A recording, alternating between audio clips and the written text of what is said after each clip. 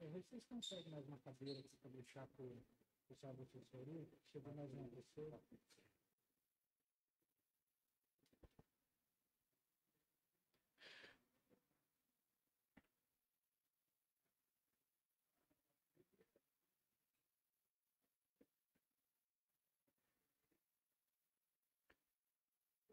Já está transmitindo?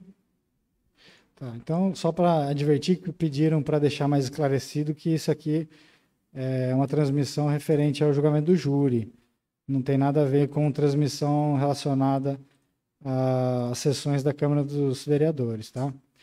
Só uma transmissão referente ao julgamento do Tribunal do Júri. E para deixar um pouco mais esclarecido, mais bem informado, né? No procedimento do Tribunal do Júri, temos aí, na sessão plenária, algumas etapas que já se passaram, que seriam a oitiva de testemunhas, o interrogatório do réu, o sorteio dos jurados e tudo mais, e chegando no momento da etapa dos debates, em que o Ministério Público vai ter a oportunidade de expor as teses de acusação e depois também a defesa. Nesse momento, então, nós estamos para iniciar a fase dos debates, a fase em que o Ministério Público vai iniciar com exposição das teses da acusação. Já aproveito então para fazer algumas advertências de praxe sobre esse momento, né? Que durante os debates as partes não poderão, sob pena de nulidade, fazer referências à decisão de pronúncia, às decisões posteriores que julgaram admissível a acusação ou a determinação do uso de algemas como um argumento de autoridade em benefício ou que prejudique o acusado. O que isso quer dizer? Nem o Ministério Público nem a defesa vai poder chegar para vocês depois e falar: o juiz lá da primeira fase, ele pronunciou o réu. Então, o réu tem que ser condenado, não tem nada a ver. Como eu falei para vocês, a decisão de pronúncia é basicamente uma decisão que vislumbra indícios mínimos para que a situação seja levada a julgamento. Então, o Ministério Público nem a defesa pode usar esses artifícios para tentar convencer vocês. E dentre essas situações que eu falei, além da decisão de pronúncia, essas outras que eu mencionei, uso de algemas e também ao silêncio do acusado. Se por acaso o acusado ficou em silêncio ao longo de todo esse período, em alguma pergunta sequer, também não pode ser utilizado aqui como um instrumento de argumentação para vocês, tá bom? Também aproveito para advertir aqui, tanto o Ministério Público quanto a defesa, que não vão poder fazer menção aqui a objetos ou documentos que não tenham sido juntados no processo há menos de 3 dias úteis. E esses documentos, objetos, leitura de qualquer coisa, diz respeito a documentos relacionados aos fatos que estão sendo objeto de julgamento aqui. Não tem nada a ver com a leitura de um livro, esses livros de ensinamento jurídico, alguma coisa que não esteja relacionado com o episódio. O que não pode são objetos, documentos relacionados ao episódio e que não foram juntados aqui no processo a menos de antes de 3 dias úteis. Tudo bem? No mais, de praxe, né, o Ministério Público sempre se importou respeitosamente aqui, mas fica aqui também de antemão, só por pecar por excesso, né, para manter sempre a boa conduta e o respeito com relação ao acusado, aos familiares dele, e também com a defesa e com vocês, jurados. Lembrando que o Ministério Público está exercendo o papel de Ministério Público. Então, se eventualmente, como está sendo transmitido, se algum familiar do acusado estiver nos ouvindo, que leve em consideração que o Dr. Wesley aqui, promotor de justiça, ele está exercendo o papel de Ministério Público. Então, se ele vier falar alguma coisa aqui que ofenda tanto a família do réu ou tanto o réu, tem que entender que ele está exercendo esse papel porque ele está obrigado a fazer essa função. Se não fosse ele, ia ter um outro promotor de justiça aqui que também está fazendo esse mesmo papel. E a mesma forma, a defesa. Depois a defesa vai estar aqui expondo as teses defensivas e, porventura, possa falar algo que comprometa, ou que constranja, ou que incomode a família da vítima, e não por isso algum familiar da vítima vai querer ousar achar ruim do defensor doutor Daniel, defensora doutora Francine, porque eles estão aqui exercendo um papel que, se não fossem eles, algum outro defensor ia estar aqui. Então, eu sempre faço uma analogia para tentar explicar melhor o que eu estou querendo dizer. Questão da novela, né? Tem o ator e o personagem. Uma coisa é que o personagem está lá fazendo o papel, e outra coisa é a pessoa física, o ator. Não é porque o doutor Daniel, a doutora Francine for falar alguma coisa aqui que incomode, que constranja a família da vítima, que eles realmente, a pessoa física deles, tem interesse de fazer isso, tem a vontade de querer ofender algum familiar da vítima. Então, que seja separada essa questão da pessoa e o profissional, tá bom? Todos aqui estamos obrigados a estar presentes aqui e exercendo essa função.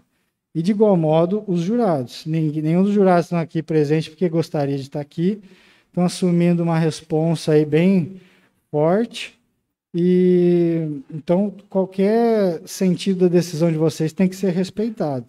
Vocês não estão aqui ganhando nada com isso, estão só tendo um dia bem desgastante.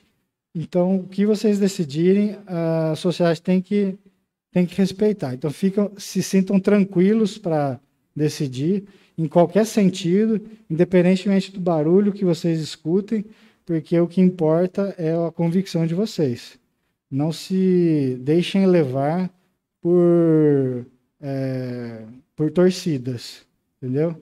Não queiram fazer bonito para ninguém. Queiram fazer bonito para a consciência de vocês, só isso. Tá bom? Bom, a partir desse momento, então, já fizemos aqui uns esclarecimentos. Não, acho que não tem mais nada a dizer. Se vocês lembrarem de mais algum detalhe. Se não, do contrário, o Ministério Público já fica à vontade para iniciar a sua parte do debate. A partir do momento então, que o Ministério Público iniciar a palavra, já vai estar contando, então, o período de até 1h30, tá bom? Fica à vontade aí, doutor Wesley.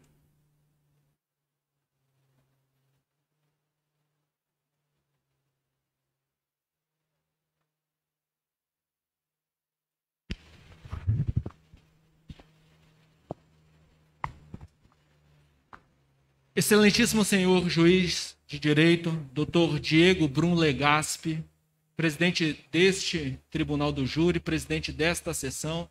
Neste momento, eu, enquanto membro do Ministério Público, representante do Ministério Público do Estado do Amazonas, cumprimento Vossa Excelência e já quero parabenizá-lo pela forma da condução dos trabalhos. Nós já estamos no segundo júri da semana, no último júri. Saímos daqui, era por volta de 1h da manhã. Excelentíssima senhora doutora Francine, membro da Defensoria Pública do Estado do Amazonas, doutor Daniel. Tiago, boa tarde, acusado, réu, neste processo, receba o cumprimento do Ministério Público do Estado do Amazonas. Excelentíssimos senhores jurados que foram sorteados ao longo deste dia para atuar como os julgadores, vossas excelências estão aqui nesta tarde, enquanto os juízes da causa. Nós temos na nossa Constituição, que tanto é falada, a Constituição Federal, na nossa Constituição, há a previsão, no artigo 5º, inciso 38, de que os crimes mais graves que nós temos na nossa sociedade, que são aqueles crimes que atentam contra a vida, chamados de crimes dolosos contra a vida, estes crimes são julgados, são da competência, devem ser analisados pelo júri popular. A Constituição Federal considerou que quem tem maior condição de julgar estes crimes, que são os crimes mais graves, são vossas excelências. E há uma razão para isso. Vossas excelências integram o município de Humaitá, vossas excelências conhecem os costumes, integram a comunidade, participam das atividades desta comunidade, Diferentemente de um juiz togado, um juiz técnico, aquele que fez concurso público e foi aprovado no concurso público para então julgar. Por muitas vezes, os juízes de direito não são do local em que eles atuam. Nós temos, inclusive, aqui, neste dia, um juiz alienígena. Como assim? Isso, ele não é do estado do Amazonas, ele não é de Humaitá. Ele não sabe, não conhece quais são os valores, como é que funcionam as relações sociais, especificamente daqui. Ele conhece do estado dele, que é muito longe daqui. Mas como esses crimes são tão graves, o legislador, o constituinte, entendeu que eram vossas excelências que deveriam, os jurados, membros do povo, que deveriam julgar estes crimes, e é por essa razão que nós estamos aqui nesta tarde. O Ministério Público do Estado do Amazonas denunciou alguém, e denunciou sob a alegação de que essa pessoa, que é este réu que está aqui, senhor Tiago, cometeu um crime doloso contra a vida. E nós temos um crime doloso contra a vida chamado de homicídio triplamente qualificado. Nós estamos diante de um dos crimes mais graves que nós temos, das penas mais graves que nós temos no Código Penal. E daqui a pouco eu vou explicar para vossas excelências qual é este crime, por que a gente chama de esse homicídio que ele é, ou por que ele é qualificado, por que ele é mais grave e por que é triplamente qualificado. Quais são as 3 razões ou circunstâncias que fazem com que nós tenhamos nessa tarde 3 qualificadoras a serem analisadas por vossas excelências. Além deste crime de homicídio qualificado, nós temos ainda um crime de corrupção de menores, que depois também eu vou explicar para vossas excelências. Então, sob julgamento, nesta tarde, nós temos um réu, este réu, senhor Tiago. Nós temos 2 crimes, o crime de homicídio qualificado e o crime de corrupção de menores. Meu nome é Wesley Machado, atuo como promotor de justiça no município de Humaitá e represento o Ministério Público. E é importante vossas excelências entenderem qual é o papel do Ministério Público. Por muitas vezes se informa ou se afirma que o Ministério Público exerce o papel de diabo, é o acusador, é aquele que aponta o dedo para as pessoas. Isso é uma mentira. Eu estou aqui hoje, aliás, o nome do meu cargo é promotor de justiça, aquele que promove a justiça. E eu estou aqui hoje enquanto membro de uma instituição que defende os interesses da sociedade. Eu, no exercício da minha função, diferentemente de advogado, diferentemente de defensor público, diferentemente de procuradores de Estado, procurador de município, eu tenho independência funcional e atuo de acordo com a minha consciência, independentemente de versões que sejam apresentadas por aqueles que eu assisto. Eu não assisto ninguém. Eu não estou defendendo o interesse de uma pessoa, não estou. Eu estou aqui enquanto membro do Ministério Público, defensor do interesse da sociedade. E o que eu falar a vossas excelências ao longo desta tarde não é o que o Ministério Público acha, não é um ator que está aqui. Quem está aqui é Wesley Machado, promotor de justiça, membro do Ministério Público, apresentando a vossas excelências o que eu realmente entendo que deve acontecer, qual é o julgamento que deve ser dado por vossas excelências no julgamento deste caso, como que nós devemos, ou qual é a consequência que deve ser aplicada a este réu, que ceifou a vida de um homem, Wesley. Mas antes disso, eu quero mostrar para vossas excelências que o homicídio não é algo novo. O homicídio, nós convivemos em sociedade com a existência do homicídio desde o início da existência da sociedade. E aí, para defender o que eu estou falando para vossas excelências, eu vou trazer aqui, nós vivemos em uma sociedade em que mais de 90% da população brasileira é cristã. E este mais de 90% da população brasileira que é cristã tem como livro de fé, livro que baseia as suas crenças, livro que contém as suas doutrinas, é a Bíblia Sagrada. E apenas a título cultural, eu vou trazer uma história que está na Bíblia que já mostra que há muitos anos, há milênios, lá desde o início, nós temos o homicídio na nossa sociedade. E nós convivemos com o homicídio e com as consequências deste homicídio. No último júri, eu trouxe para mostrar para os jurados uma história que começou no início do mundo, o homicídio de Abel pelo seu irmão Caim. E lá no homicídio de Abel, em que seu irmão Caim matou, nós tínhamos um homicídio duplamente qualificado. Nós tivemos uma traição. Caim pega Abel, chama ele, vamos para o campo, vamos andar. E enquanto eles estavam indo ao campo, Abel ceifa a vida, a traição de seu irmão. Ele traz seu irmão e mata o seu irmão Abel. E por que ele matou? Por causa de inveja. Então nós tínhamos um motivo, inveja. Motivo fútil. Será que eu posso tirar a vida de alguém por causa da inveja? Claro que eu não posso. Mas pela inveja ele vai lá e mata o irmão. E como que ele matou? Mediante um recurso que fez com que ele escondesse a sua real intenção. Abel não sabia que estava indo para morrer, mas ele foi morto. Caim chama seu irmão para passear, e no meio do passeio ele vai lá e caceta seu irmão e mata o seu irmão Abel. Mas não é essa a história que eu quero conversar com vossas excelências ao longo desta tarde. A história que eu quero conversar com vossas excelências está no livro de 2 Samuel. 2 Samuel, capítulo 11. Uma história, às vezes pouco conhecida, mas é uma história que mostra a existência de um homicídio triplamente qualificado. E que história é essa? Vou contar o que aconteceu quando o rei Davi manda matar um de seus súditos. Davi, rei de Israel, ele estava rei de Israel, um dos maiores reis que Israel já viu, um rei conquistador, um rei guerreiro, um rei lutador. E então Davi tem um súdito. E qual é o nome do seu súdito? Um guerreiro também, um membro do exército de Davi, um soldado do exército. E quem era este membro do exército? Urias. E então Davi está lá no seu palácio.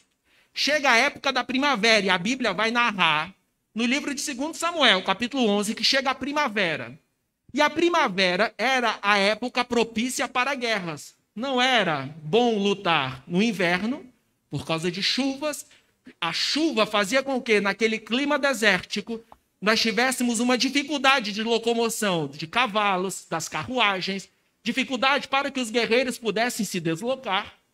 O verão, nós estávamos em um clima desértico, o verão faz com que fique muito quente, cerca de 50 graus, mas a primavera era uma das épocas melhores para que se pudesse guerrear. Chega a época da primavera, e então, a Bíblia inclusive diz, chega a primavera, época em que os reis saem para lutar. Davi era guerreiro, ele era, além de ser rei, atuava no papel de general. Davi, ele saía para guerras, ele era tão poderoso e tinha tantas artimanhas na guerra, que se fazia uma comparação entre Davi e Saul. E qual era a comparação? Saul era o rei anterior, e dizia-se assim, Saul matou milhares, mas Davi matou 10 milhares. Então, fazendo uma comparação do tanto que Davi tinha estratégias de guerra, falava-se que Davi tinha matado 10 vezes mais do que o rei anterior. E aí chega a época da primavera, os reis tinham que sair para a guerra, era uma época em que os reis saíam para a guerra. O que Davi faz? Ao invés de ele sair para conquistar, ao invés de ele sair para guerrear, e estava existindo uma guerra atual entre Israel e Moabitas, era para ele ter saído para a guerra. Mas o que fez Davi? Davi não saiu para a guerra. Davi ficou no palácio. Era para ele estar no campo de batalha, mas ao invés de estar no campo de batalha, ele ficou no palácio. E um dia à tarde, ele estava passeando pela varanda do palácio. Ele olha pela varanda do palácio e vê uma mulher pelada, Batseba. Quando ele olha para essa mulher pelada, ele deseja a mulher, manda vir a mulher. Só que essa mulher era uma mulher casada. Davi, enquanto rei, poderia ter, e à época era admitida a poligamia, enquanto rei, ele poderia ter qualquer mulher solteira. Mas ele viu uma mulher casada, desejou a mulher casada e obrigou essa mulher casada com ele a manter relação sexual. Batseba engravida.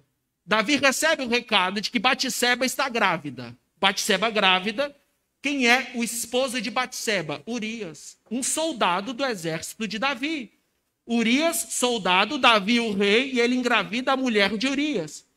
E então Davi começa a criar uma estratégia para maquiar o seu erro. E qual foi a estratégia que Davi criou? Davi manda chamar Urias. Urias estava na guerra. Era para Davi estar na guerra, mas Davi não foi para a guerra.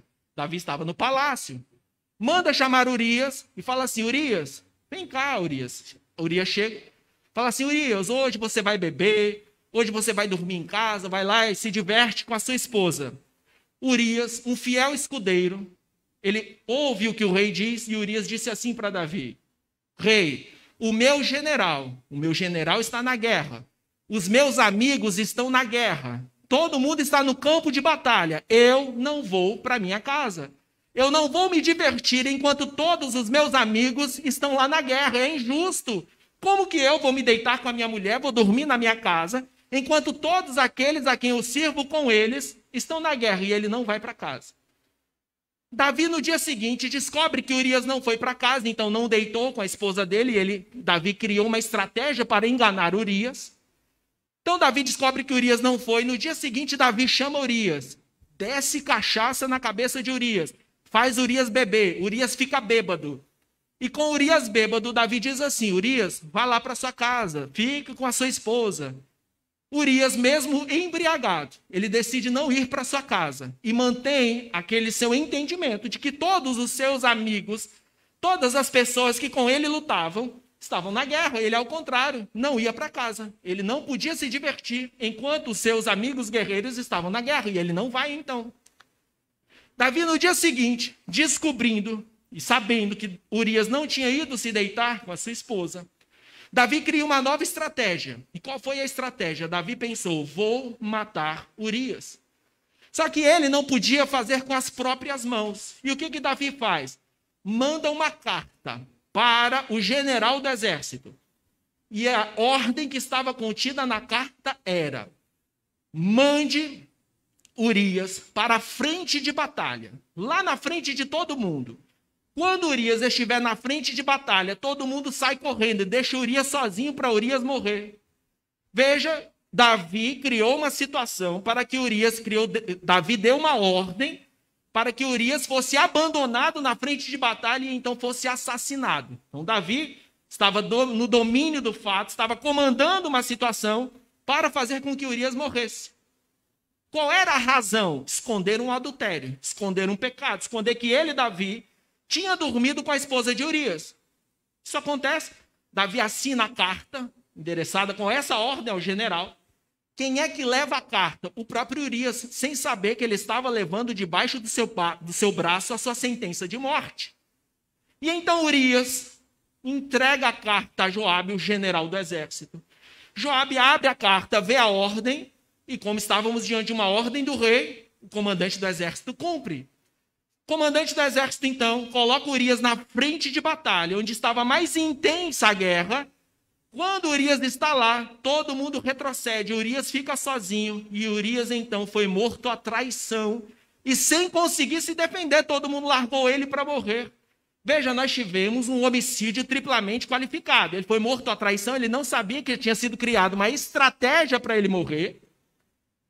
Foi morto por causa da tentativa de se encobrir um adultério, então motivo fútil, e ele foi morto de forma cruel, a flechadas. Várias flechadas trespassaram Urias, até que Urias morreu. Homicídio triplamente qualificado. Nós tivemos um motivo fútil, meio cruel, porque ele morreu com flechadas e com muitas flechadas, botaram ele perto da cidade, perto dos muros, e ele então morreu com várias flechadas, ele morreu sofrendo.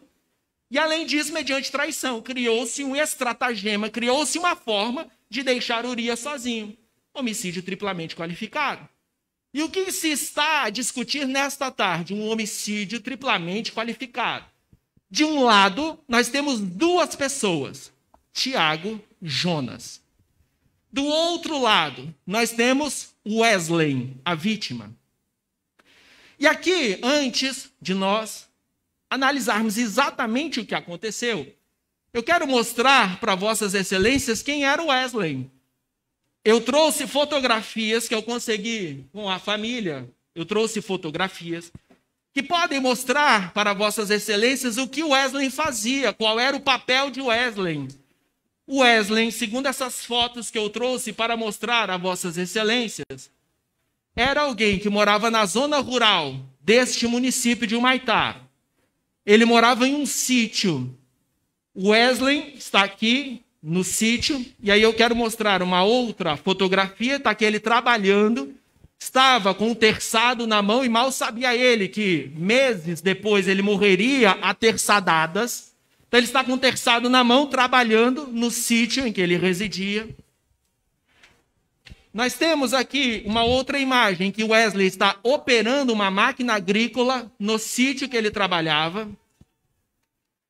Temos ainda aqui ele confraternizando com a sua família. Wesley é de uma família de 11 irmãos. E ele está aqui com seus irmãos. Temos aqui uma outra imagem. E o que está Wesley fazendo? Trabalhando. Nós estamos diante de um lado, de um trabalhador, um homem de família de 11 irmãos.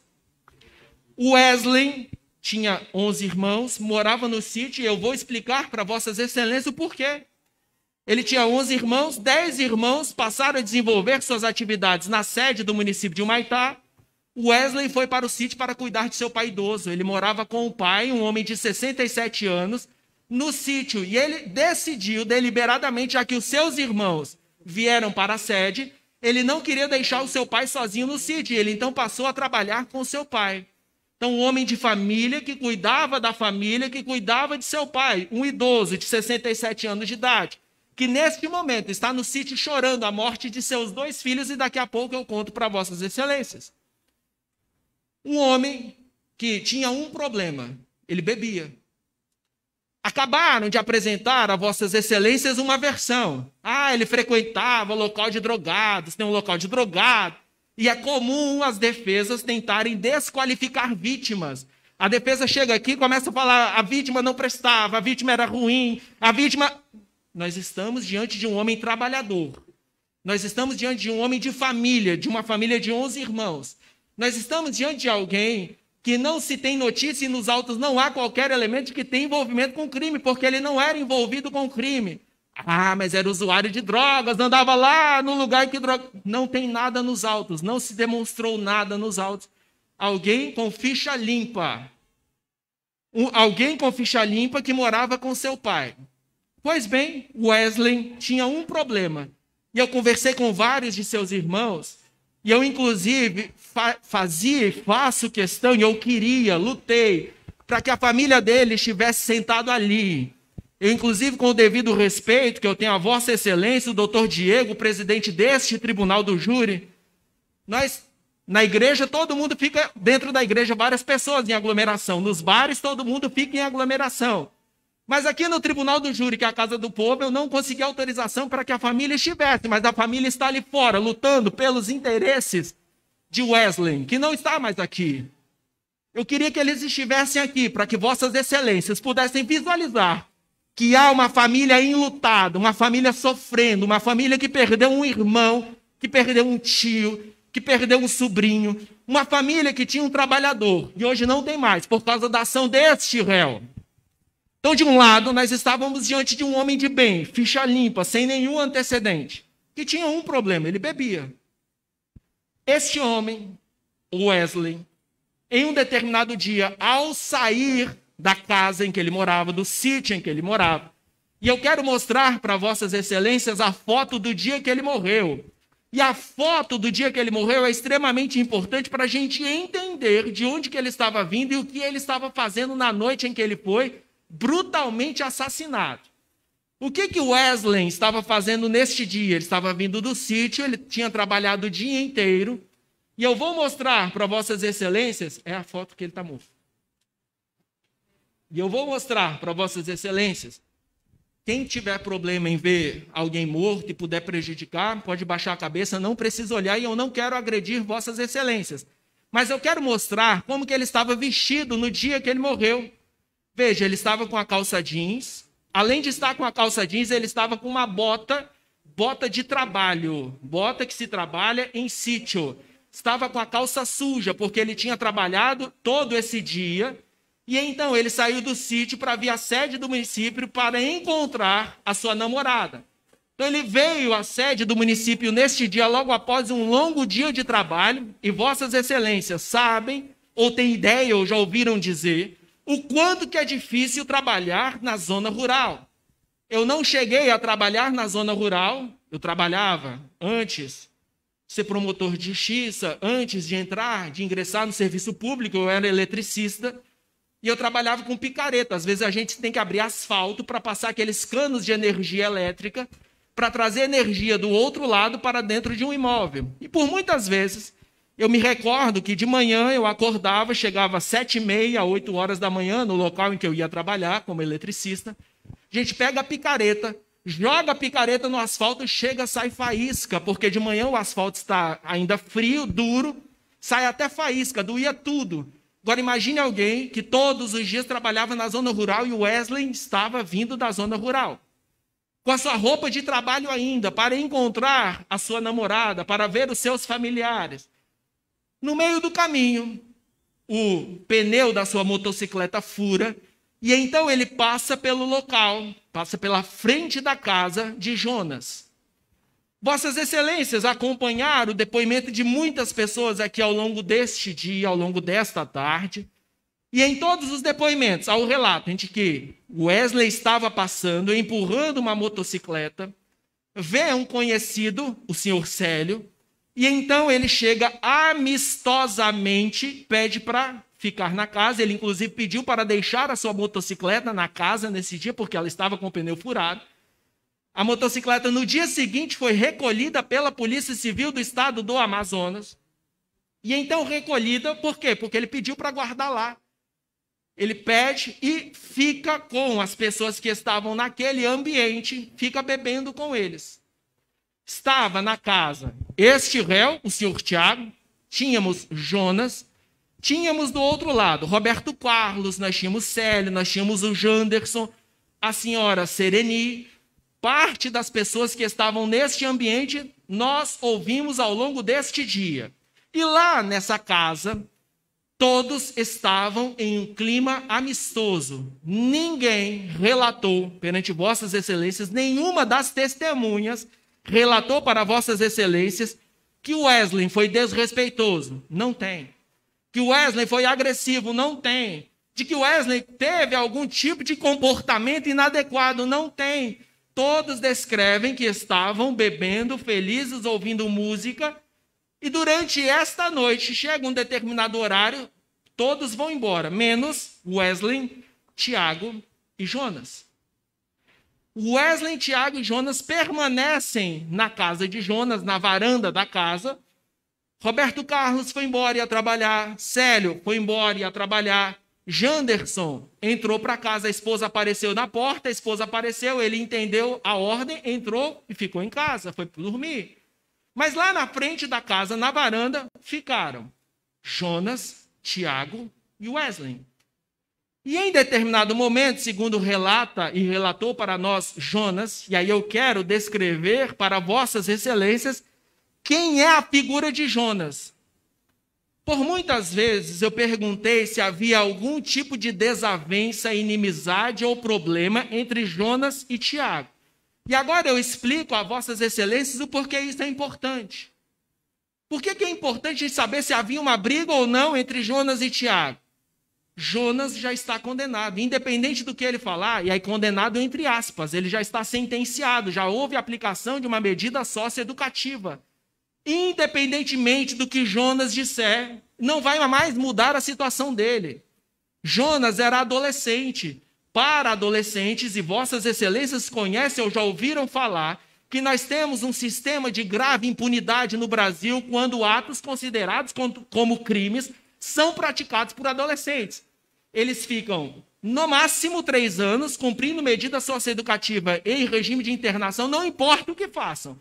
Podem estuprar, matar, roubar. No máximo 3 anos eles ficaram internados. De 6 meses a 3 anos. A cada 6 meses a gente tem uma reavaliação. E para Jonas, não havia, se houvesse algum tipo de inimizade, algum tipo de problema, nós poderíamos ter uma justificativa para que neste dia ou nas audiências anteriores, Jonas tentasse jogar a culpa em Tiago, mas não há nenhum efeito para ele. Não havia nenhuma razão, e não há nenhuma razão jurídica, não há nada que possa beneficiar Jonas em acusar Tiago. Nada vai mudar para ele. Ele, inclusive, Vossas Excelências já acompanharam, ele não está mais em cumprimento de medida de internação, ele estava em uma casa de familiar, ou seja, nem mais em regime de internação ele não está. Ele já está em casa. O que muda para ele se ele mentir? Por que ele ia jogar a culpa em uma outra pessoa? Se ele já está sentenciado, não tem nada, não gera nada de benefício para ele. Ao contrário, nós estamos diante de amigos, pessoas que cresceram juntos, pessoas que mantinham uma relação de proximidade, pessoas que brincavam, se encontravam. E em nenhum momento, Tiago, ao longo da tramitação do inquérito policial, depois, durante o processo, em nenhum momento ele diz que existia algum tipo de animosidade, que existia alguma razão para Jonas mentir em relação a ele. Não tem. Jonas, então, ao longo desta manhã, veio e descreveu a Vossas Excelências uma forma, ou descreveu como que o crime aconteceu. E para que a gente tenha uma ideia do que aconteceu, eu queria que fosse, e aí eu vou apresentar a Vossas Excelências a imagem do corpo com as lesões. Não lá do corpo, o laudo feito pelos médicos descrevendo as lesões que foram dadas, ou as lesões que foram sofridas por Wesley durante o período em que ele estava sendo acertado e morto a terçadadas. Será que a gente teve poucas ou muitas lesões? O que aconteceu ou como estava o corpo? Então, nós temos aqui uma reprodução feita por um médico, descrevendo as lesões que aconteceram. Aqui nós temos uma imagem da cabeça de Wesley. Aí nós temos aqui a descrição de um corte na região da orelha, de um corte profundo na região do pescoço. A seguir, a gente consegue ver o restante do corpo. Aqui nós temos a parte de trás do corpo. Aqui são as costas de Wesley. Nas costas de Wesley, nós tivemos um grande corte na região do pescoço. Então, cortou de lado, cortou atrás. Além disso, nós temos um outro corte na região da cintura. Então, veja, um corte no pescoço, ali na região de cima do pescoço. Um corte no ombro. Um corte na região do abdômen, aqui perto das nádegas. Mas acabou? Não, não acabou. Aqui eu tenho a parte de frente de Wesley. Como que Wesley ficou a parte da frente do corpo dele? Mais uma descrição de uma lesão. Veja, tentaram arrancar a cabeça de Wesley. Um grande corte atrás, um grande corte lateral e um grande corte central no pescoço. Ou seja, tentaram decapitar Wesley. Mas não só isso, nós temos 2 grandes cortes aqui na região dos ombros. Então, acertou os ombros do Wesley durante as facadas. Temos uma outra lesão provocada na região aqui perto da frente, aqui do quadril. E temos lesões nas mãos. Lesão na mão é indicação de tentativa de defesa. Lesão na mão é tentativa... Ele acordou, e aí daqui a pouco eu vou contar e mostrar para Vossas Excelências como que aconteceu. E então ele acorda e tenta se defender parando o terçado. Ele levou terçadadas na mão. Nós temos a descrição de cortes nas 2 mãos de Wesley, indicativas de que ele sofreu cortes enquanto tentava se defender, enquanto ele tentava parar o ato de crueldade que contra ele era praticado. E aqui, quem já morou na zona rural, ou quem já foi em sítio, já presenciou como que animais morrem, inclusive, a Defensoria Pública Brasileira tem diversas atuações no sentido de evitar e proteger os animais, crueldade contra animais. Para matar um animal, um boi, não pode ser na faca, tem que dar um tiro na cabeça, um tiro de pressão, para o boi morrer e não sofrer. Os cachorrinhos, a gente não pode usá-los para a gente testar remédios dermatológicos, porque eles sofrem. Mas uma pessoa foi assassinada duramente com vários cortes no pescoço, cortes nos ombros, corte nas mãos, corte atrás, corte na frente, corte do lado. Veja, e eu quero mostrar como que aconteceu o dia do crime, para mostrar para Vossas Excelências. Em primeiro lugar, eu gostaria que o sargento Enio viesse aqui e pegasse para mim o terçado. E o sargento Tavares também já se colocasse em posição, porque eu vou mostrar para Vossas Excelências o que aconteceu no dia do crime. Como que aconteceu? Como que Wesley morreu? Como que ele foi covardemente atingido? Então, de um lado, nós temos Sargento Enio, que fará o papel de Tiago. De outro lado, nós temos Sargento Tavares, primeiro sargento da Polícia Militar do Estado do Amazonas. Sargento Tavares é Wesley. Sargento Wesley está andando. Em determinado momento, aí volta um pouquinho, eles estão andando os três juntos. Vossas Excelências assistiram o filme, assistiram a gravação lá da Dália ou Daily, lá naquele lugar, na Daily. Eles passam na frente desse empreendimento comercial, os três, um do lado do outro. Fica um do lado do outro. Em determinado momento, quando estavam chegando perto do campinho do Irapuru, Wesley começa a ficar um pouco adiantado, Tiago fica atrás. Tiago dá um murro por trás. E aqui é importante destacar o murro por trás e o porquê que caiu. E é importante a gente entender por que ele caiu. Nesta região, da parte de trás da nossa cabeça, nós temos uma parte do cérebro chamada cerebelo, parte do cérebro responsável pelos nossos movimentos e pelos nossos equilíbrios. Essa é a grande razão pelas quais, quando alguém cai e bate essa parte da cabeça, há uma grande chance de morrer ou então de ficar sem qualquer movimento, porque aqui nós temos a região do cérebro que cuida do nosso equilíbrio. Wesley, então, leva um murro na parte de trás da sua cabeça, ou seja, na região do cerebelo, fator que pode indicar e que é coerente com a descrição dada por Jonas, de que Wesley, ao receber um murro na parte de trás da cabeça, por que ele caiu? Porque, às vezes, alguém leva vários... Eu não sei se Vossas Excelências assistem, mas quando a gente assiste uma luta de boxe, UFC, MMA, pessoas levam vários murros pela frente. Se Vossas Excelências acompanham lutas, sabem que a gente não pode bater durante uma luta na parte de trás da cabeça, isso é falta. E por que não pode? Porque aqui é uma região vital. Essa parte da cabeça humana tem o cerebelo, e uma lesão nessa parte de trás leva à morte, leva ao desequilíbrio, leva à perda de movimentos. Uma lesão no cerebelo é extremamente grave, motivo pelo qual, na maioria das artes marciais, durante lutas oficiais, há proibição de que se atinja desde essa parte da orelha até essa outra parte da orelha, região da nossa cabeça que é responsável pelo equilíbrio. E então, o Tiago dá um murro em Wesley, Wesley cai. Com Wesley caído, Tiago vai para cima de Wesley e continua a bater no seu rosto. E bate, até que fica desacordado Wesley. Temos aqui, então, Wesley desacordado. E Jonas conta que, em determinado momento, com Wesley caído no chão, fica desacordado. Enquanto nós temos um homem deitado no chão, desacordado, o que acontece? Aqui está o homem no chão, desacordado. E aqui eu não posso afirmar para Vossas Excelências. Quando ele ficou desacordado, ele estava de costas, que a gente chama de decúbito ventral, que é quando alguém fica deitado de costas. Ou se ele estava com a barriga para cima.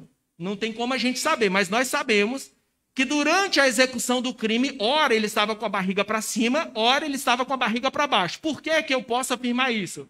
Porque nós temos lesões atrás, no pescoço, na parte de trás, nas nádegas, na parte de trás, na região aqui do ombro, na parte de trás. E também nós temos lesões laterais e temos lesões frontais no pescoço. Ou seja, em um determinado momento, ele foi lesionado com o terçado de frente, em outro momento ele estava de costas. Eu não consigo precisar, e se eu falasse para Vossas Excelências que seria possível, é mentira, eu não consigo. Eu não consigo descrever se ele, quando cai e fica desacordado, está de frente ou de costas. Mas eu sei que ele está desacordado. E então, este réu, que é aquele réu, pega o terçado. Com este homem desacordado, a vítima desacordada no chão por causa das várias lesões dadas contra a sua cabeça, e ele então começa a dar terçadadas. Cuidado. E dando terçadadas, de repente Wesley acorda e pede por socorro. Suplica pela vida. Um homem que está morrendo a terçadadas acorda enquanto é atingido, golpeado com a faca. Ele então acorda e pede, suplica, por favor, socorro, socorro, grita Wesley. Mas apesar dos gritos, Tiago continua a golpear e a tentar matar a vítima, agora vira de costas para tentar decapitar o senhor. E é possível que as últimas terçadadas ou os últimos golpes foram dados enquanto Wesley estava de costas. E por que eu posso chegar a esta conclusão? Porque quando o Wesley foi encontrado no campo do Irapuru, ele estava em posição de decúbito ventral. O que é isso, meu Deus do céu? Decúbito ventral é alguém de costas, mais ou menos desse jeito. Para quem é alguém que está deitado de costas e com as pernas um pouco recolhidas. Indicativo, quando a gente recolhe a perna, as mulheres podem falar um pouco mais sobre isso quando estão no período de TPM, começam a sofrer as cólicas menstruais. Uma das formas de tentar diminuir a dor é você deitar na cama e encolher um pouco as pernas. Homens, e aí eu já tive cálculo renal, já tive apendicite. Quando a gente começa a sentir dores, a gente tenta deitar um pouco de lado para baixo e encolhe as pernas para ver se diminui a dor. E essa foi a forma que o Wesley foi encontrado. E por que isso é importante? Indicativo de que ele morreu sofrendo, morreu sentindo dor. E sentindo dor, ele vira um pouco de costas, encolhe as suas pernas e então é encontrado exatamente nesta posição, conforme eu e vossas excelências acompanhamos nas fotografias, nas imagens que foram tiradas no momento em que ele foi encontrado. Então, de um lado, nós temos alguém que golpeou uma pessoa inicialmente desacordada, depois golpeou uma pessoa que estava lutando pela vida e gritando, suplicando pela sua vida, e depois ainda termina, para ter certeza de que ele ia morrer, termina golpeando o réu, e nós temos várias terçadadas. E nós estamos aqui com o objeto do crime. O instrumento utilizado para tirar a vida é este objeto. Este objeto eu fiz questão de apresentar para algumas pessoas. Apresentei para Janderson e apresentei para Jonas. A Polícia Militar do Estado do Amazonas está devidamente dispensada e pode retornar aos seus lugares aqui no plenário. Vai ficar comigo. Então, nós temos aqui o instrumento utilizado para a prática do crime. Um instrumento que tem de lâmina. Este instrumento tem 44 centímetros. O réu, aqui presente, quando foi preso, ele tinha uma lesão na mão. E eu vou explicar para vossas excelências o porquê da lesão na mão. Por que há uma lesão que necessitou, inclusive, de pontos? Ele foi, inclusive, levado ao hospital para ser atendido e dar pontos no seu machucado. E por quê? Pode-se falar, não, mas ele tentou se defender, ele foi atacado, alguém bateu nele, ele então foi tentar se defender. Ou então, não, ele levou uma terçadada. Não, cortes na mão, na região dos dedos, em especial, do nosso dedão e do nosso dedo indicador.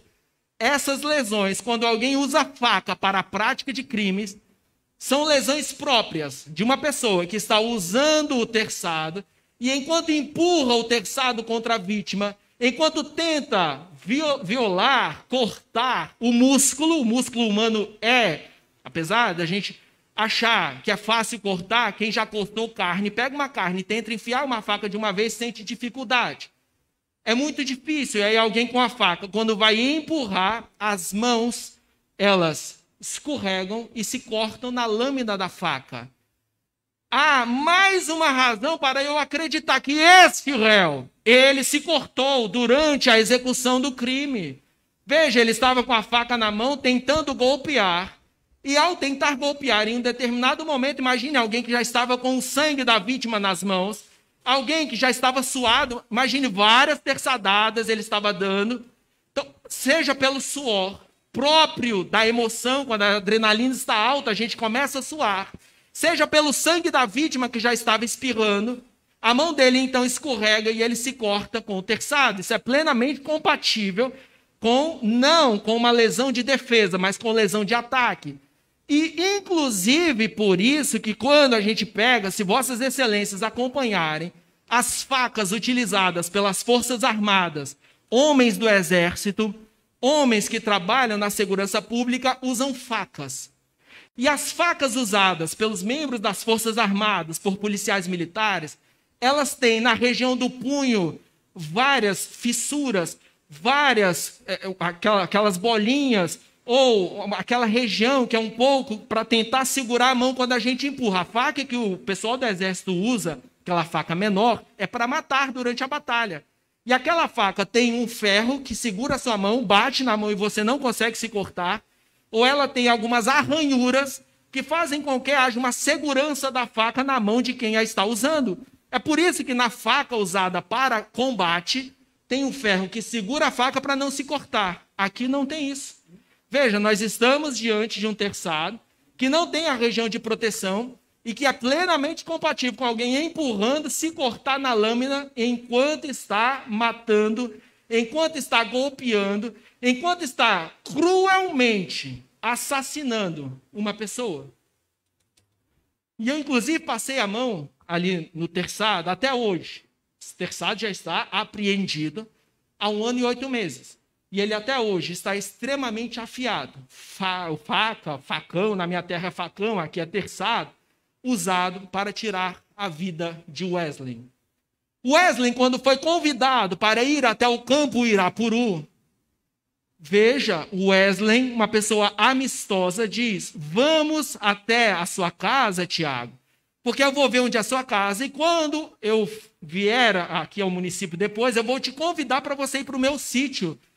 Veja, Wesley chama Tiago, o seu algoz, o seu assassino, fala: vamos lá, eu quero ver onde você mora para eu te convidar para você ir na minha fazenda, no meu sítio, onde eu moro, porque lá você pode pescar.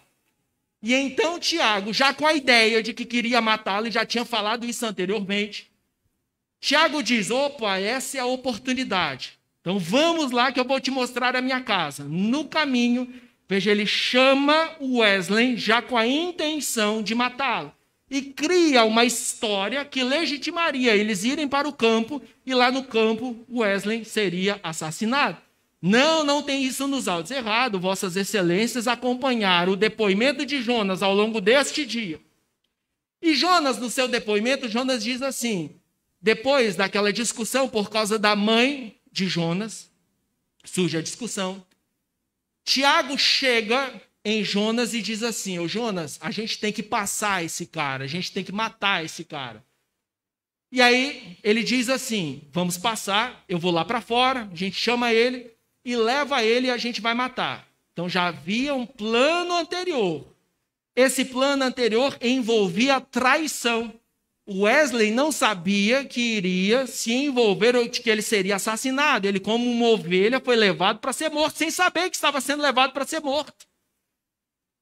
E então, Tiago pega o terçado, segundo Jonas, e aí não importa quem estava com o terçado inicialmente, se era Jonas ou Tiago, mas o que importa é, estão indo, Wesley não sabe o que está acontecendo, já havia uma prévia combinação entre Jonas e Tiago: vamos passar esse cara, vamos levá-lo até o campo, vou simular que vou mostrar minha casa, e quando a gente chegar lá, a gente acerta. Vão os dois, e lá no campo, enquanto Wesley estava de costas, já é golpeado pela primeira vez, depois foi covardemente golpeado por várias vezes com o uso daquele terçado. Então, de acordo com a história que eu contei para vocês até aqui, eu só narrei o que aconteceu, de acordo com as provas que nós temos nos autos. Não é crível a história que este réu narra ao longo dessa tarde. Eu não fiz nada, eu só olhei, eu falei para parar. Jonas não tinha razão para mentir, ele já está sentenciado. Este réu, quando foi ouvido na delegacia de polícia, ele já apresentou outra versão. Lá na delegacia de polícia, quando ele foi ouvido a primeira vez, ele disse assim: não, é verdade, Jonas deu terçadadas, eu segurei o Wesley enquanto Jonas dava terçadadas. E eu também peguei o terçado e dei terçadadas. Quando Jonas foi ouvido a primeira vez, na verdade, o Tiago diz que segurou enquanto Jonas dava terçadadas. Aí Jonas, quando foi ouvido na delegacia de polícia, Jonas disse assim: eu segurei o Wesley. O Jonas disse: eu segurei. Tiago deu terçadadas. Eu depois peguei o terçado e também dei terçadadas. Na delegacia de polícia, há uma narrativa diferente. Mas este réu, quando foi ouvido na delegacia de polícia, ele conta que ele segura o Wesley enquanto Jonas dá terçadadas. seja porque segurou, seja porque deu as terçadadas, como declarado por Jonas aqui, nós temos este réu praticando o crime de homicídio. E agora que a gente já conhece a história, de acordo com as provas que vossas excelências presenciaram, eu quero apresentar o porquê que nós temos que emitir nesta tarde, o porquê que vossas excelências devem emitir nessa tarde um juízo de condenação. Por que a gente tem que condenar? Para que a gente tenha qualquer condenação, há a necessidade de que tenhamos dois pilares. Qualquer sentença condenatória, qualquer condenação, depende de dois fundamentos. Quais são os fundamentos? O que vossas excelências precisam para poder condenar alguém? De um lado, a gente precisa da materialidade. Ai, meu Deus, o que é isso? Materialidade é a prova que o crime aconteceu. É a prova que a gente tem um morto. E, além disso, a gente precisa da autoria. Quem foi o responsável pela morte? É igual um pilar de uma casa. A casa, para ficar em pé, precisa de pilares, precisa do fundamento. Condenação, para que seja emitida, precisa de dois fundamentos, dois pilares. Materialidade, comprovar que o crime aconteceu, e, de outro lado, eu saber quem praticou este crime. Será que nestes autos nós temos a comprovação da materialidade delitiva? O crime de homicídio diz assim, está lá no artigo 121 caput do Código Penal, matar alguém. Então, para existir o crime de homicídio, eu preciso ter um morto. Será que eu tenho provas de que há um morto nestes autos? Então, aqui eu mostro a vossas excelências uma demonstração de que nós temos um morto. Qual é essa prova? Certidão de óbito. Essa certidão de óbito é a certidão de óbito de Wesley. E aqui, essa certidão de óbito vai descrever se ele morreu por causa de terçadadas, ou se ele morreu por causa de Covid, ou se morreu de infarto. A certidão de óbito diz que Wesley Beleza da Costa faleceu no dia 8 de fevereiro de 2020. E de que ele morreu? De parada cardiorrespiratória em razão de choque hipovolêmico. E o que é isso? Choque hipovolêmico é uma reação do nosso corpo quando nós perdemos sangue. O sangue tem uma importante função no nosso organismo. O sangue leva nutrientes para as células e o sangue leva oxigênio. O sangue é o responsável, ele vai pelas artérias com oxigênio, volta pelas veias com gás carbônico. E então, quando a gente perde sangue, o nosso corpo fica sem oxigenação e nós morremos por choque hipovolêmico. Todas as vezes que alguém morreu por choque hipovolêmico é porque está perdendo sangue. E aqui nós temos alguém que morreu de choque hipovolêmico com feridas múltiplas no corpo. Ou seja, ele não morreu de Covid, não foi de infarto. Não, ele morreu porque levou terçadadas. E a certidão de óbito é a descrição, é a demonstração que eu tenho para vossas excelências de que houve morte. Mas não basta a materialidade delitiva. Não basta eu provar que houve morte. Não basta eu provar de que nós temos um... Não, eu preciso também saber quem matou. De acordo com as provas que nós acompanhamos, a coleta, as provas que foram produzidas antes, no período da tramitação lá na vara e no inquérito policial, eu tenho a descrição de quem é o autor deste crime. Nós temos duas pessoas envolvidas com este crime.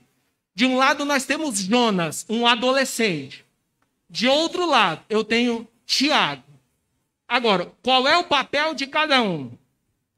De acordo com o que nós ouvimos, com as provas que foram colhidas, com o depoimento que foi prestado ao longo desta tarde ou desta manhã, foi prestado por Jonas, quem deu terçadadas foi Tiago. De acordo com as provas que nós temos ao longo do inquérito policial, e o inquérito policial é muito importante, que é algo desenvolvido pelo delegado de polícia.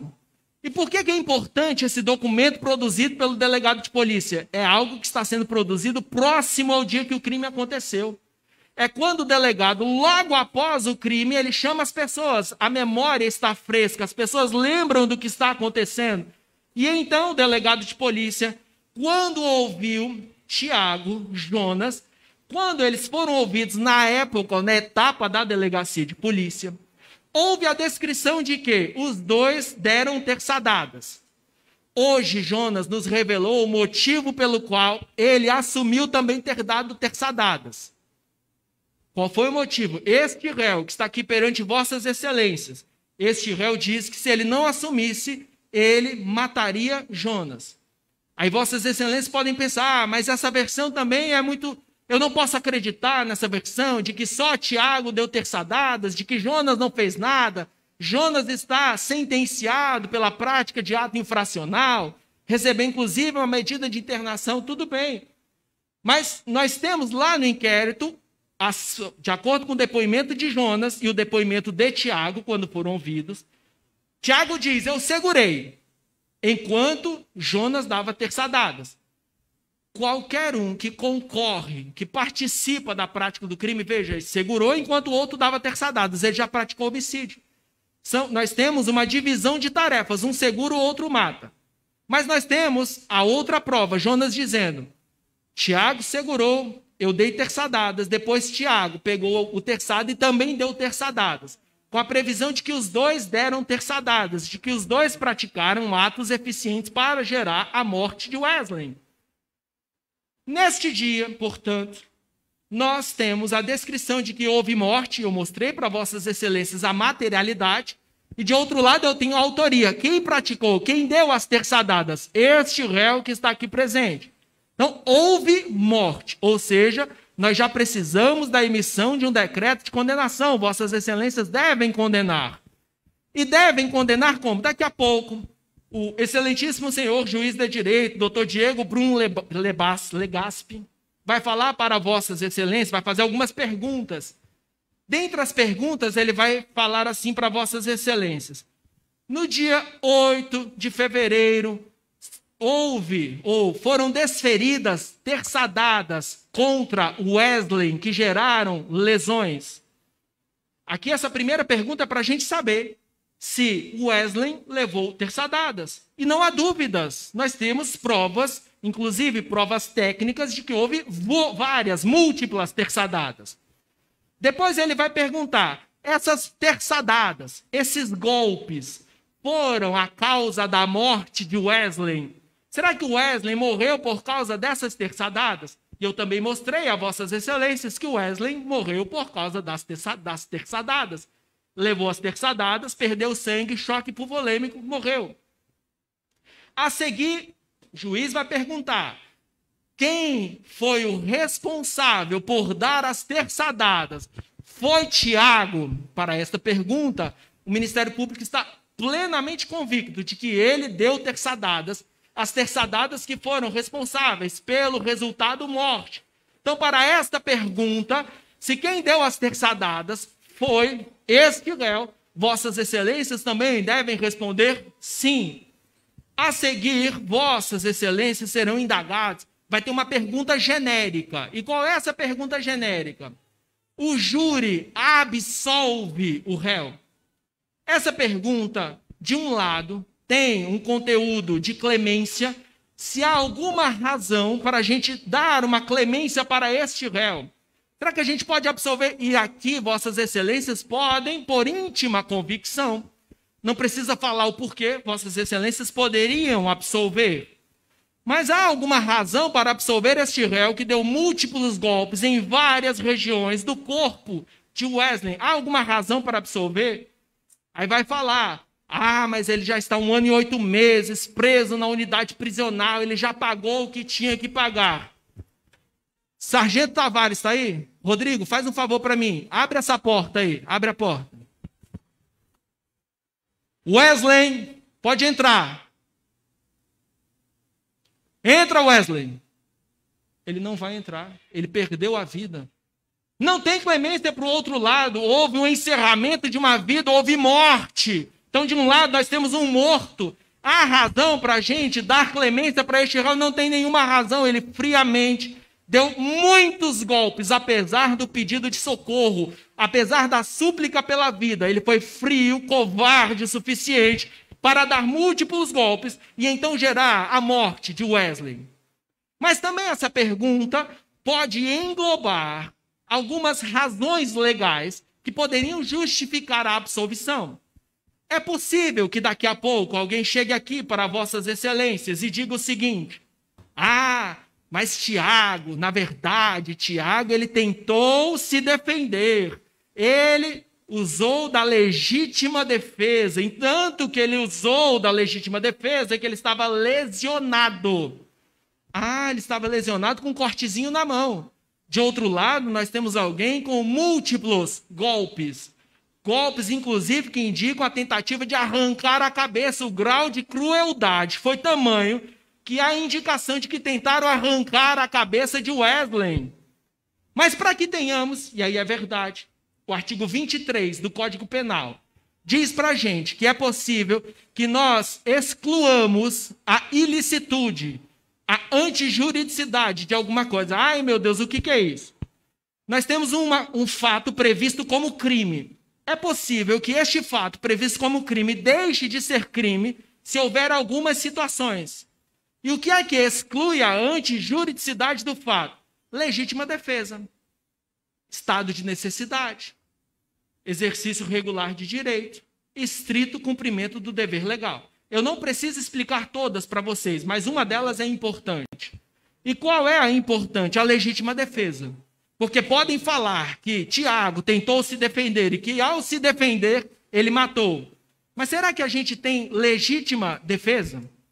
O artigo 25 do Código Penal, ao tratar sobre a legítima defesa, o artigo 25 vai dizer que age em legítima defesa, tem o direito de se defender quem, quando está diante de uma injusta agressão atual ou iminente, usa dos meios necessários de forma moderada para repelir aquela injusta agressão. Não entendi nada. Então vamos lá. Eu estou prestes a ser agredido ou estou sendo agredido. Então alguém vem para cima de mim para me bater ou com uma faca para me matar. E eu estou vendo que o ataque está prestes a acontecer ou já está acontecendo. É injusto, eu não fiz nada, eu estou aqui. Imagine que uma pessoa que não gosta de mim está vindo em minha direção com a faca na mão para me atingir. E então eu vendo que o ataque está prestes a acontecer, ou já está acontecendo, eu posso usar o que eu tenho à minha disposição de forma moderada para repelir essa injusta agressão. E aí imagine que eu esteja armado, a pessoa está vindo para cima de mim, eu pego a minha arma e desfiro um tiro, dou um tiro contra essa pessoa, efetuo um disparo de arma de fogo. Legítima defesa, estava vindo ou já estava me batendo. Agora, eu tenho uma arma de fogo que tem 18 munições. Ela consegue ter, e ela pode efetuar até 18 disparos. Agora imagine, alguém está vindo me bater. Aí quando eu vejo, ou está vindo com a faca na mão, e eu tenho uma arma, eu efetuo um disparo, a pessoa já caiu, eu não tenho mais o direito de pegar a minha arma e descarregar na pessoa já caída, porque aí eu não agi de forma moderada. Eu tenho uma arma, eu tenho que usar até que eu consiga repelir a injusta agressão. Dei um tiro, a pessoa caiu, acabou, eu não posso fazer mais nada. Agora eu dei um tiro, a pessoa continuou ouvindo, dei outro tiro, aí caiu, pronto, a partir daqui eu tenho que parar. Porque se eu, apesar da pessoa caída, descarregar a minha arma com a pessoa já caída, eu extrapolei. Eu não fui moderado, não fui proporcional. Aqui nós temos, de um lado, um cortezinho na mão, que, inclusive, segundo a minha convicção, este corte na mão é indicativo apenas da tentativa de ataque. Ele, ao tentar golpear, ao tentar matar, ou durante o ataque, ele se cortou enquanto atacava. Mas ainda que fosse para se defender, ele tem um cortezinho na mão. De outro lado, eu tenho alguém que tentaram tirar a cabeça, acertar as costas, acertar a parte da frente da cabeça, acertar as nádegas, acertar no quadril na frente. Não há uso de meios moderados, não tem legítima defesa. Então, se apresentarem a vossas excelências a tese de legítima defesa, mentira, não tem legítima defesa, não há razão legal. Nós não temos os elementos que justificassem a legítima defesa. Depois, é possível que apresentem a vossas excelências a alegação de que nós temos um homicídio privilegiado. O que é um homicídio privilegiado? O Código Penal prevê no seu artigo 121, parágrafo 1º, uma causa de diminuição de pena.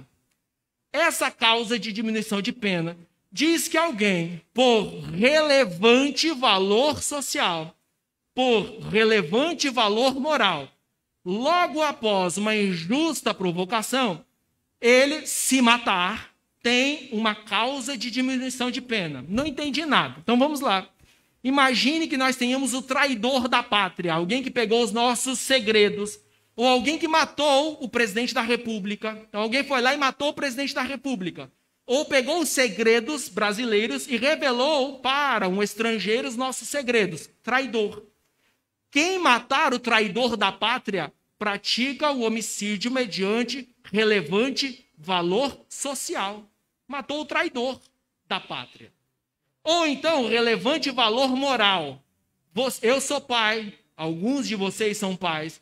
Imagine que alguém entre na sua casa, estupre a sua filha, ou estupre o seu filho. E então você, ao ver o que aconteceu com o seu filho, você fica dominado pela violenta emoção, e então vai lá e mata o estuprador da sua filha. Relevante valor moral. Ou alguém foi lá na sua casa, bateu, afrontou ou matou seu filho, sua esposa. Você viu o que aconteceu, sabe quem é, está dominado pela violenta emoção. Logo após essa injusta provocação, você vai lá e mata o assassino da sua esposa, o assassino do seu filho. Este caso tem relevante valor moral, relevante valor social, ou uma injusta provocação. Aí podem falar, tem sim, nós temos uma injusta provocação. Wesley foi lá na casa e então injuriou a mãe de Jonas. Falou que a mãe de Jonas era prostituta. E porque ele ofendeu, injuriou a mãe de Jonas, o crime foi provocado. Ah, é? Quer dizer que na sociedade humaitaense, porque alguém te xinga, ou alguém xinga a sua mãe, você tem o direito de matar cruelmente essa pessoa? Não tem. Não há que se falar em injusta provocação que legitime homicídio, alguém falar da nossa mãe. Falar da nossa mãe, há meios para a gente se defender, meios legais. Mas aqui nós tivemos, a alegação é de que nós tivemos Wesley sendo desrespeitoso com a imagem da senhora Sereni, e por causa de ter sido desrespeitoso, iniciou um entrevero, iniciou uma disputa, uma discussão, e depois dessa discussão já tinha acabado. Nós não tínhamos mais cenário de violenta emoção. Veja, para a incidência do homicídio privilegiado, nós temos que ter uma injusta provocação. E essa pessoa teve a injusta provocação e agir logo após, sob o domínio de violenta emoção. Isso não aconteceu. Houve a discussão terminou, e minutos depois o Wesley foi levado para ser morto mediante traição, lá no campo do Irapuru.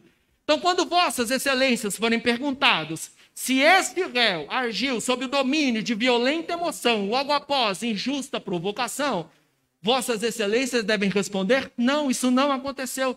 Não há um logo após e não há uma injusta provocação legitimadora de que nós tenhamos um homicídio do jeito que tivemos. Não tem. A seguir, o presidente, o juiz-presidente, vai perguntar para vossas excelências se esse crime foi cometido mediante motivo fútil. Qual foi a razão do crime?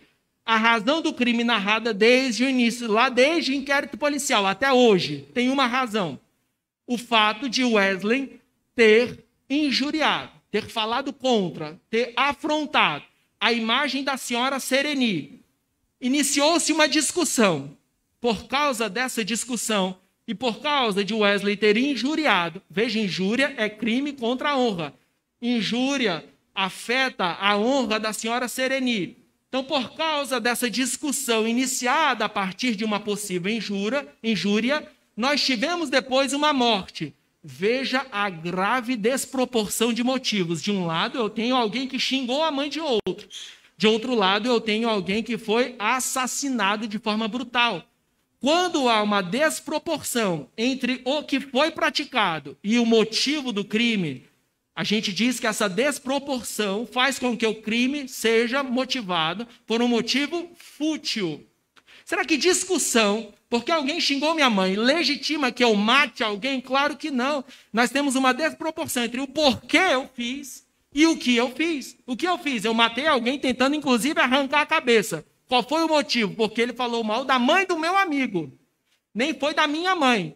Não era a mãe deste réu. Ele estava falando da mãe do amigo. E ele foi lá, por causa dessa discussão, iniciada a partir de uma injúria, matou. Motivo fútil. Discussão de um lado, assassinato do outro. Grave desproporção. Motivo fútil.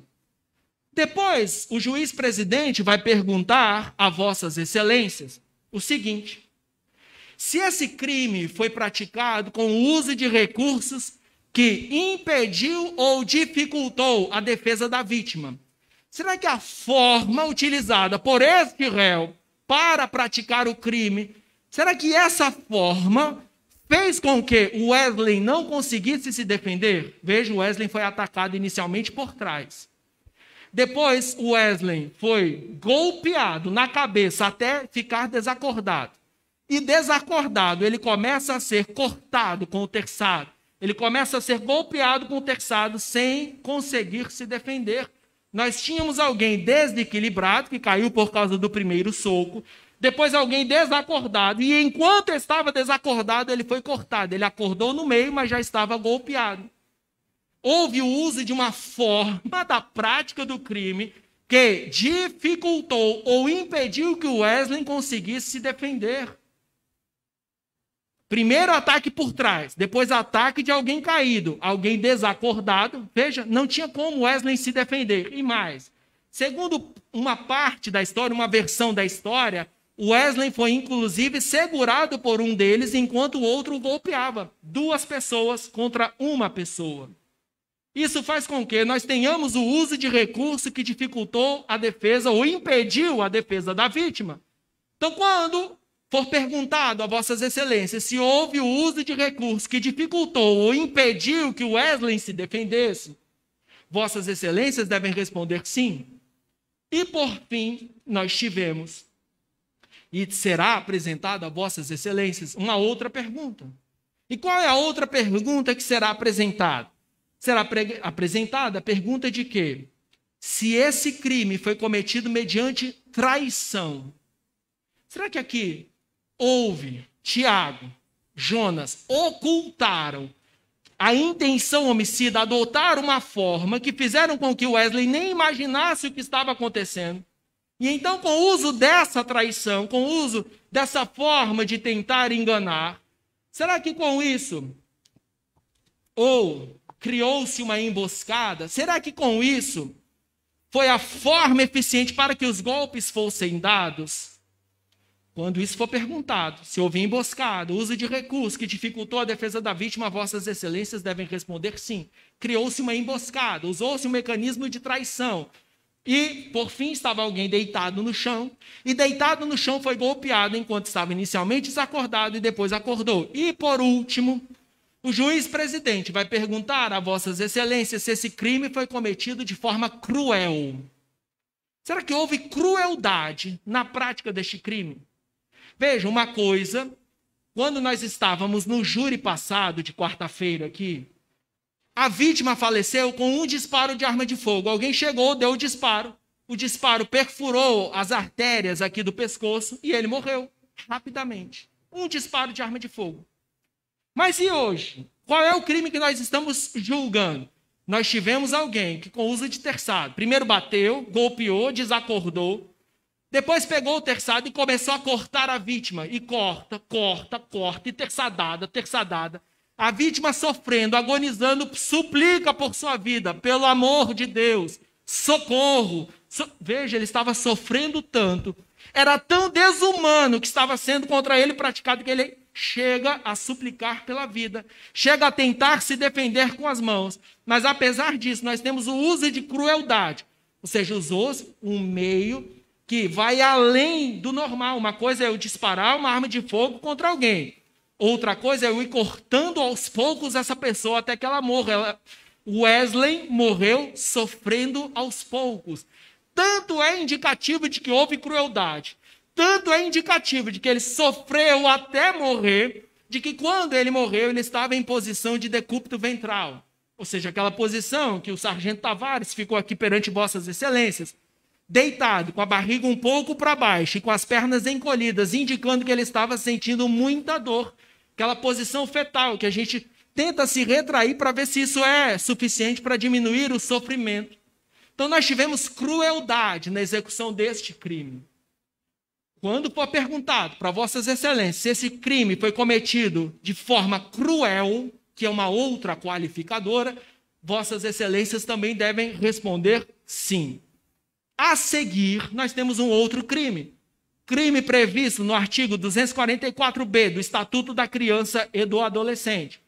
Crime chamado de corrupção de menores. O que é corrupção de menores? É um maior de idade praticar um crime com um menor de idade. Não importa quem é o responsável pelo crime, quem é o cabeça, não importa.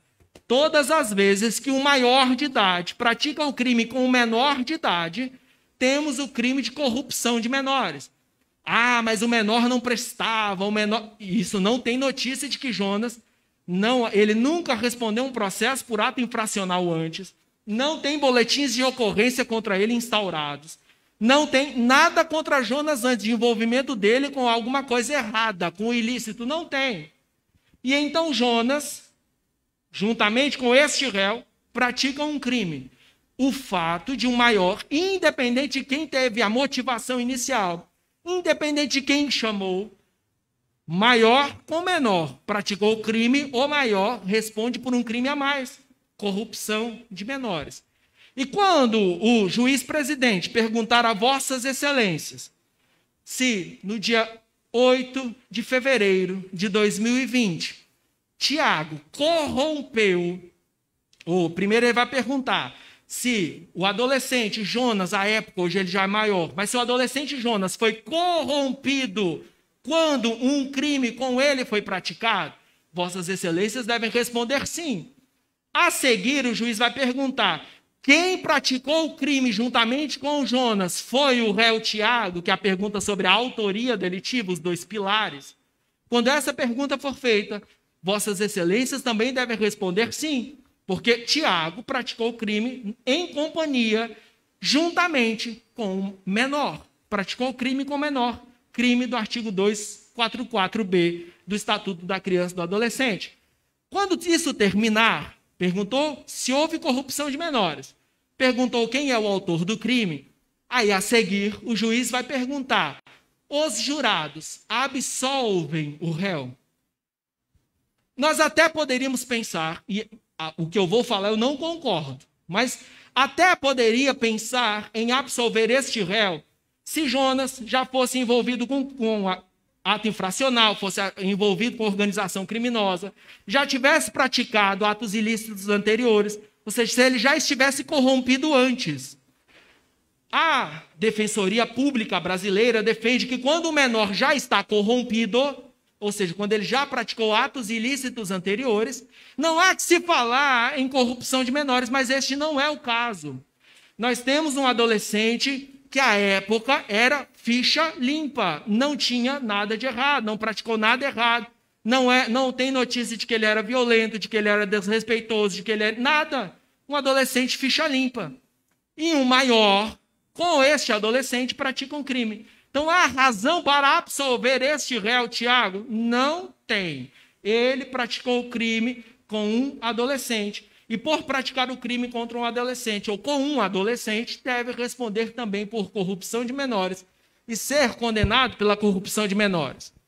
Daqui a pouco poderão falar para vossas excelências e dizer o seguinte: ah, mas será que nós vamos condenar este réu por um desvio na vida? Será que por causa deste desvio nós vamos condenar este réu a uma pena de 30 anos?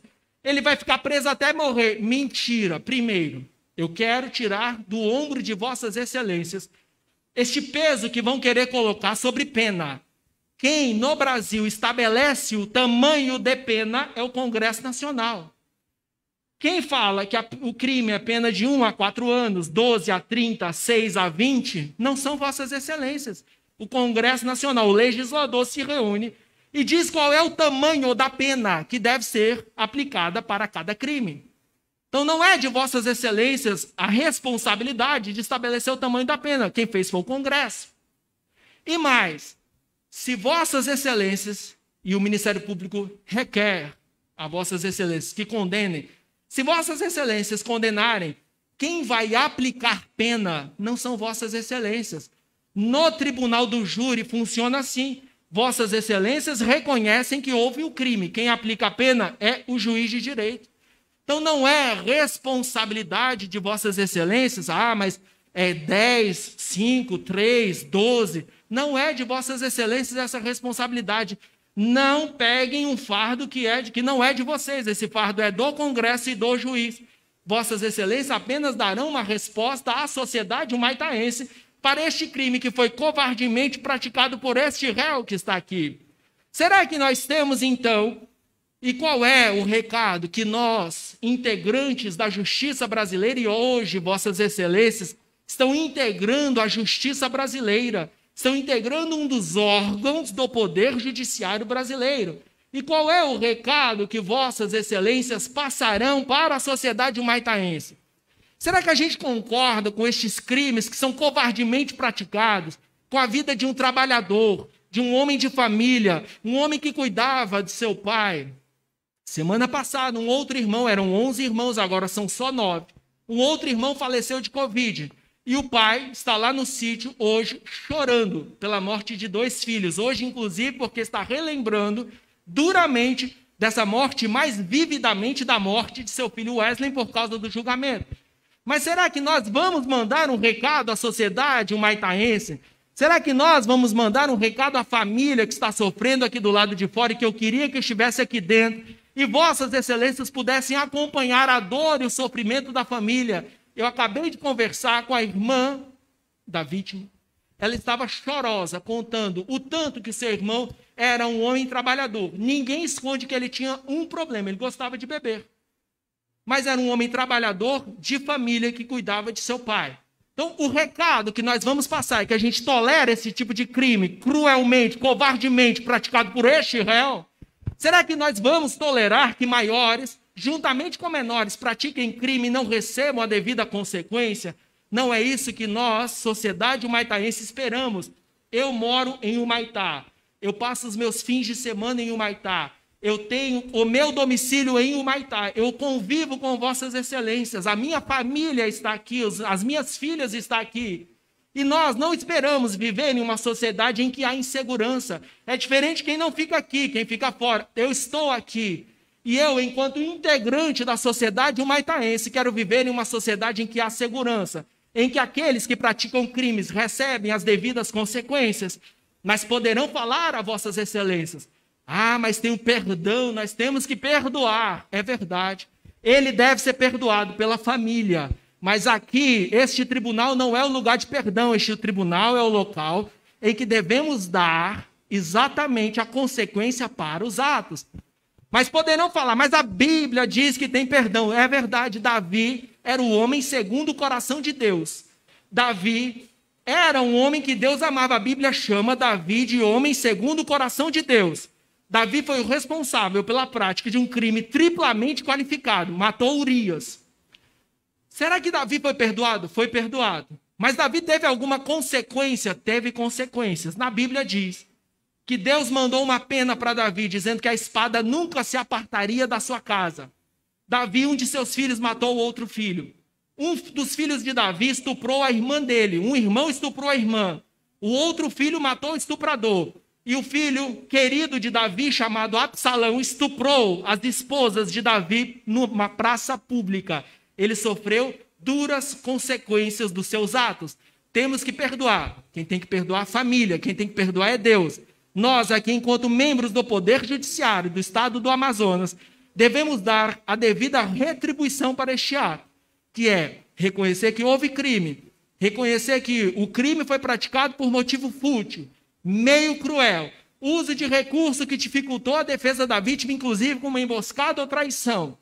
E então também tivemos corrupção de menores, porque o crime foi praticado juntamente com um adolescente e o Ministério Público do Estado do Amazonas encerra a sua participação nesta tarde, requerendo que a todos os quesitos que serão apresentados a vossas excelências sejam respondidos da forma que eu apresentei, que é a forma baseada nas provas dos autos, as provas que foram apresentadas, presenciadas por vossas excelências. Aliás, este réu não golpeou ninguém, mas quem estava correndo com a faca era este réu, e vossas excelências viram o vídeo. Quem é que estava com a faca? Este réu. Mas ele não, mas tá bom. Mas então o Ministério Público requer que seja dada a devida condenação aos 2 crimes, reconhecendo a existência de um homicídio triplamente qualificado. E daqui a pouco, se houver necessidade, se por causa da minha ausência de mente criativa, se eu não fui criativo o suficiente para pensar em todas as teses que poderiam ser apresentadas daqui a pouco a vossas excelências, eu voltarei aqui e apresentarei a vossas excelências os devidos entendimentos que devem ser dados para afastar eventuais teses novas que sejam apresentadas. Eu agradeço a vossas excelências por integrarem e, enquanto membros da sociedade, terem comparecido, foram sorteados, estão participando deste ato. E então, o Ministério Público do Estado do Amazonas agradece, congratula, parabeniza vossas excelências como membros da sociedade, julgadores deste caso, que atuarão daqui a pouco na resposta dos quesitos. Então, Deus os abençoe e daqui a pouco eu volto para conversar com vossas excelências. Muito obrigado, doutor. Ok, obrigado, doutor Wesley. Com isso fica finalizada essa etapa do debate com as alegações do Ministério Público. A partir desse momento, como a gente vai fazer uma pausa, pode encerrar a transmissão. Muito obrigado. Bom, pessoal, agora a gente vai fazer uma pausa.